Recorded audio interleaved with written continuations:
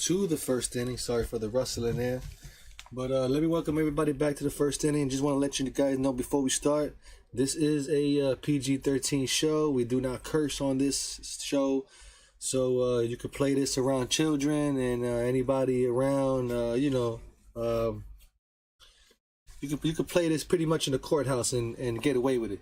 So we're here to talk baseball. I am the BX Bomber, and I'm back with another episode. I got a good episode for you today.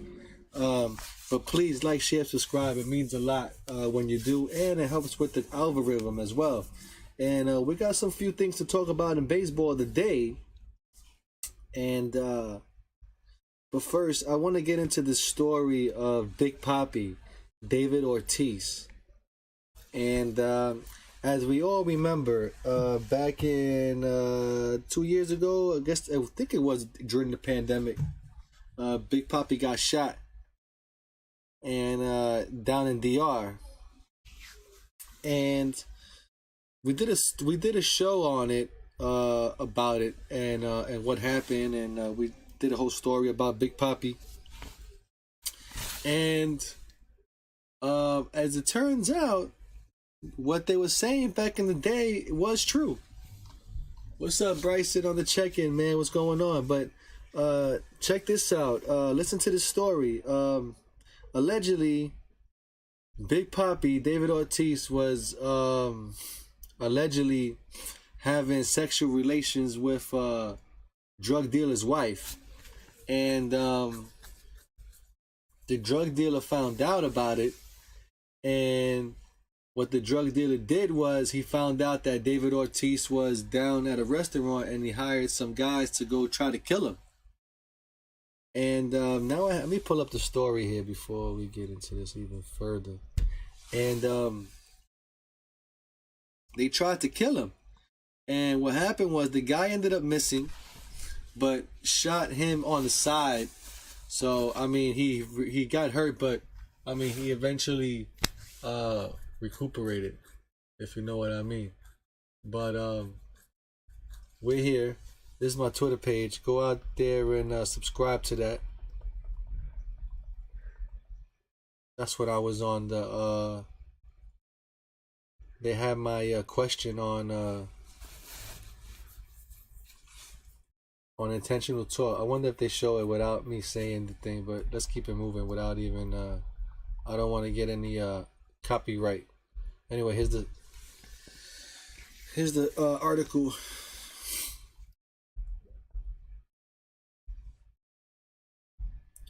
There's always some pop-up. All right, here it is. Come on down.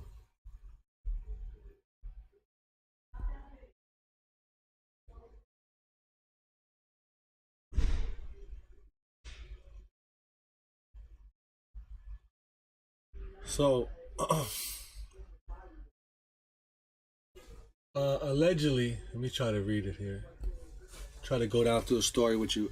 Now, before I read this thing here, allegedly, like I said, the drug dealer got jealous. He sent some guys to kill him, which allegedly, that is pretty much the true story, but I don't think it had anything to happen with the guy's wife or the drug kingpin's girlfriend or whatever. So I don't think it had anything to do with that. But retired Red Sox slugger and recent Baseball Hall of Famer David Ortiz was shot in 2019 on the order of a notorious drug kingpin, according to a newly revealed detail from a private investigation, which is true. Now, the three-time World Series champion was shot in the back on June 9, 2019 at a bar in Santo Domingo, Dominican Republic, while sitting at a table with a friend. Local officials had at one point suggested the friend was believed to be the target. Now, Ortiz, let me go down. Ortiz hired a former Boston police commissioner, Ed Davis, to assist in the investigation into shooting in the Dominican Republic. Davis' security firm was also previously hired to provide security protection for Ortiz. So that was another concern, right? Let's see. Some of Davis' findings were confirmed Saturday to Sports Center. by Ortiz communication advisor Joe Berlin, and partners. So, as a result of a 6 to 7 month investigation that was conducted by Ed Davis with the assistance of Rick Pardo, they determined that Cesar Emilio Peralta altered the shooting of David Ortiz. Now, Peralta is known as the abuser, El Abusador, who is currently being held on drug trafficking charges filed in Puerto Rico. So I guess he's in Puerto Rico right now. I guess he fled Dominican Republic to Puerto Rico, and they caught him over there. Now, Prado is a former CIA and who recently published a book about his intelligence career. Oh, that's pretty interesting. I wonder what it is. Now, according to the Boston Globe, which was first to report on Davis' conclusions, Peralta felt disrespected by Ortiz. The newspaper wrote that Peralta has placed a bounty on Ortiz's head and sanctioned the hit squad that tried to kill him.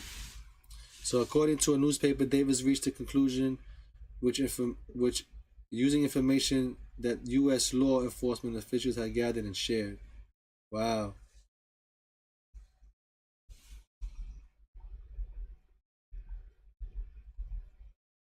Now, Miami-based attorney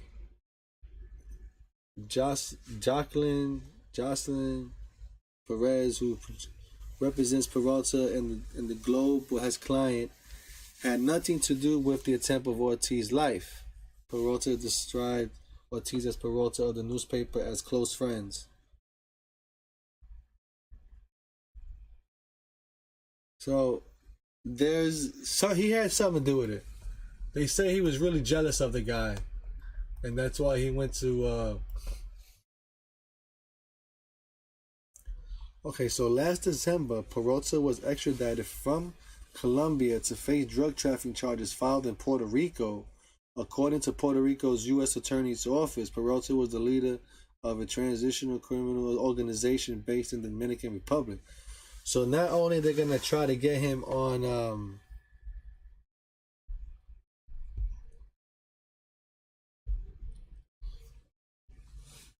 trying to get him on attempted murder of Big Papi, they're gonna try to get him on drug trafficking charges.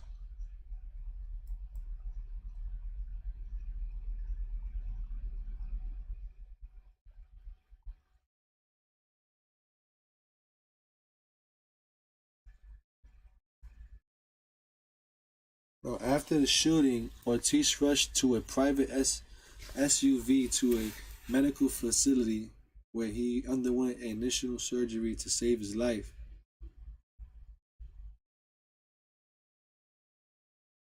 Later flown to Boston on an air ambulance sent by the Red Sox, and underwent 2 additional surgeries at Massachusetts General Hospital. Wow. 3 months after the shooting, Ortiz made his first public appearance by throwing out the first pitch before a game between the Red Sox and rival New York Yankees at Fenway Park. Wow. To some Yankee news, MLB news. There you have it. David Ortiz. So, let's see. Blue Jays, Chapman reached a deal through 2023 sources. Let's check that out. Freeman playing in LA. It's got to be some. Let's see what this says here. The Blue Jays have agreed to terms on a 2-year, $25 million extension with newly acquired third baseman Matt Chapman. A source confirms to MLB covering the 22-23 season. The deal which was not yet been announced by the club, will pay Chapman $12 million in each of those 2 seasons with a $1 million signing bonus. The arbitration process, and he remains on track to hit free agency following the 23rd season. Pretty interesting. I think Chapman would do well. Let's get into some Yankee news real quick. Did they play today? Or are they gonna play now? Oh, they lost to get today. So let's go over today's game. Spring training game. It looked real nice to see Matt Scherzer up there in the Mets uniform, huh? Playing for the Mets.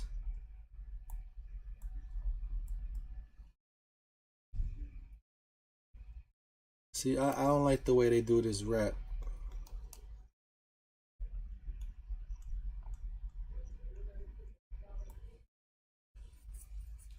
Guerrero Jr., 2 RBIs, a run.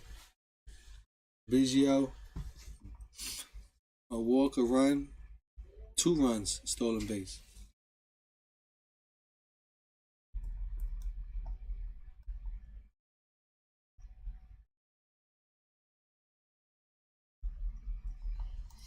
Well, in spring training as we know it, right? Yankees, no team does well in Yankees spring training games. I mean, these don't even really count. You're just looking at trying to see what players are really good at the moment and who's trying to get hot, who can be hot, or who looks to be hot. Those type of things.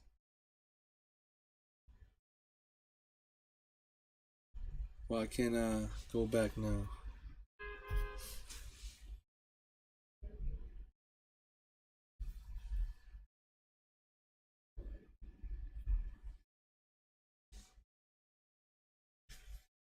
Can't wait to get back to Yankee Stadium. Yankees falter. Baseball returns to the Bronx. Buy your tickets now. Now, damn you now. All you little kids out there, go into your mommy and daddy's pocket, take out their credit card. It looks like plastic, and you're gonna need those numbers. And you go on your computer, start buying all kind of games with that little plastic. Okay, that's what you do.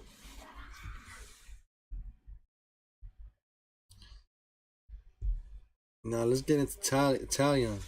Talion had a good turnout the other day. He looked very well. I don't think I could show you that footage, but maybe I could show you some half of it. But let me see. A 6'5" frame into the trainer's table. The Rogers Center is what we talked about last September.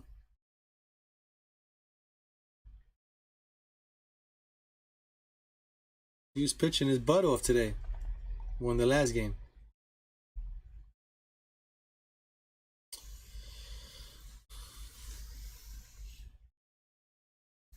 So year 2 began on Monday with the right-hander hurling 2 scoreless frames in the Yankees' 5-2 Grapefruit League victory over the Phillies at George M. Steinbrenner Field. So he went under surgery to repair a torn right ankle tendon in October.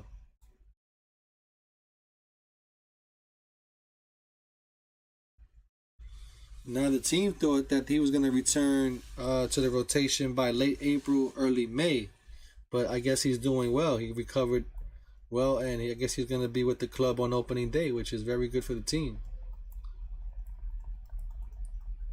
I just hope he can pitch, man, because I'm still not sold on the Yankees winning anything.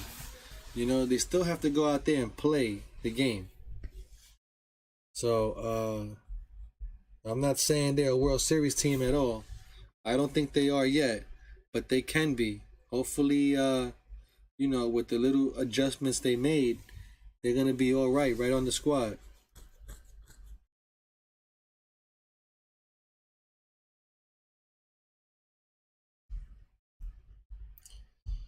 Let's get into this note here. What does this say? Gonzalez joins club. Cashman talks shortstops. Cole's plans.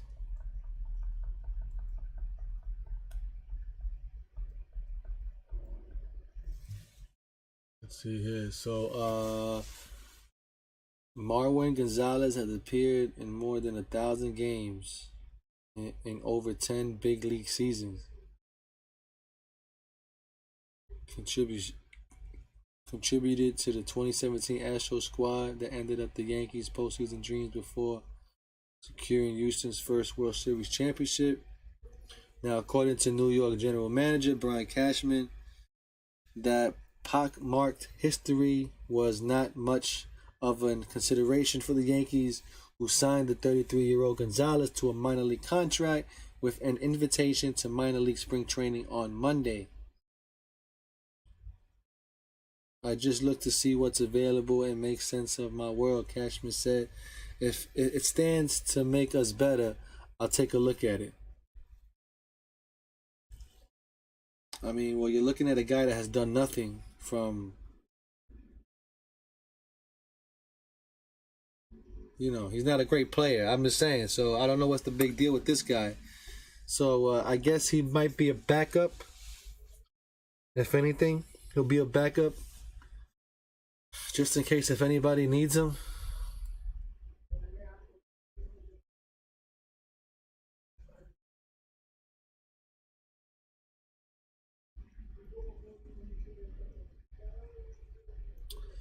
So Gonzalez's first assignment in Yankees camp was to grab a bat for batting practice, picked up bats against Jonathan Loáisiga, Joey Rodriguez. He could be playing in Grateful games by the end of the week, manager Aaron Boone said.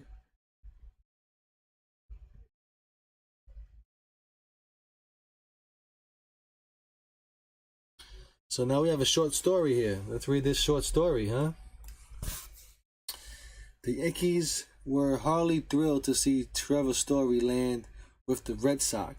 Aaron Judge said earlier this week that he was not too excited about it, while adding that if we were doing our thing, I think it would be good, we'd be in a good spot.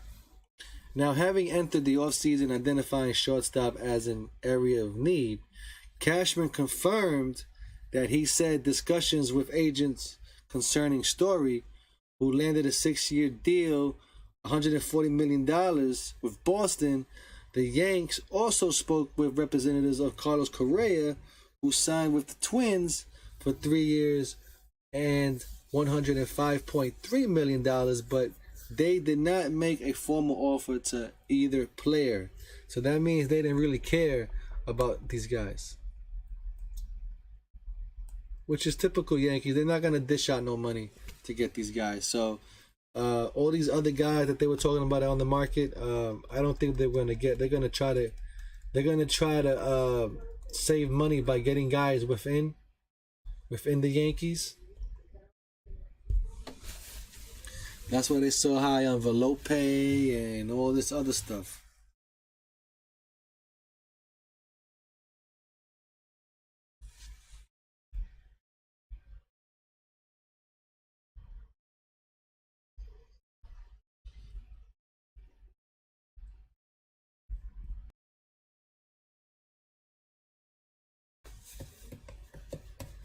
Oh, so DeGrom, as of this video, as of 3/22/2022, DeGrom takes the mound tonight at 6:10 p.m. Eastern Standard Time.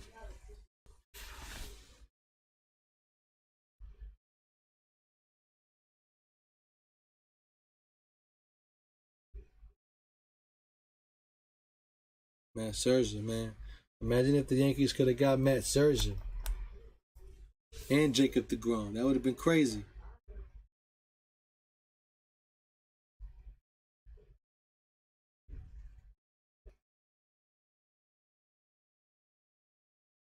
And there he is in the orange and blue in the Mets.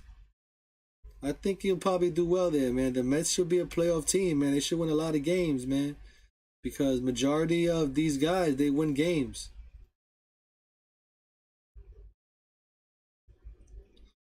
And Matt Scherzer should easily at least win 15 games, at least. Give or take. I think he'll get 16, 17 wins. And to be a playoff team, you need about 95 wins to be a playoff team to get in the playoff. Now you don't. You probably need 85 wins to make it in, but you need like 95 wins to secure a spot in the playoffs. That's a fact.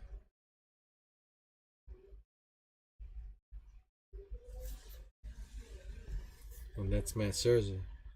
Also, a player I'm rooting for on the Mets that I want to see good is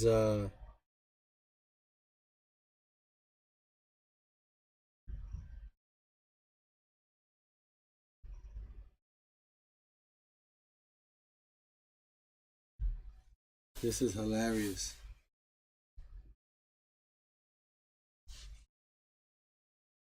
Let's get into one more.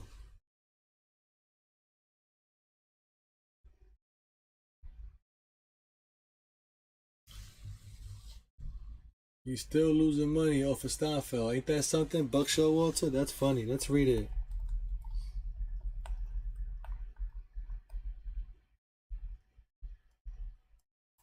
Keith Hernandez and Buck Showalter have been around baseball their entire lives and are now connected with the Mets as broadcaster and manager, respectively.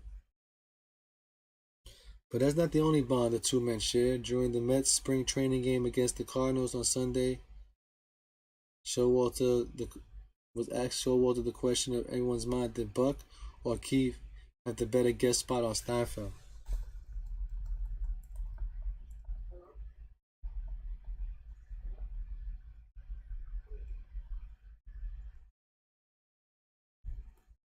Now, instead of answering the questions, Showalter immediately laminated the fact that since he had to become the member of Screen Actors Guild to the episode, he still gets taxed $19 every time this episode of 1994, The Chaperone, airs on TV.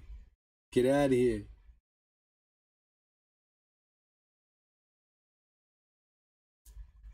While Hernandez appeared in multiple Steinfeld episodes, most famously as Elaine Bennett's boyfriend, Showalter explained why his time on the show and the cameo as the Yankees manager was a one-off.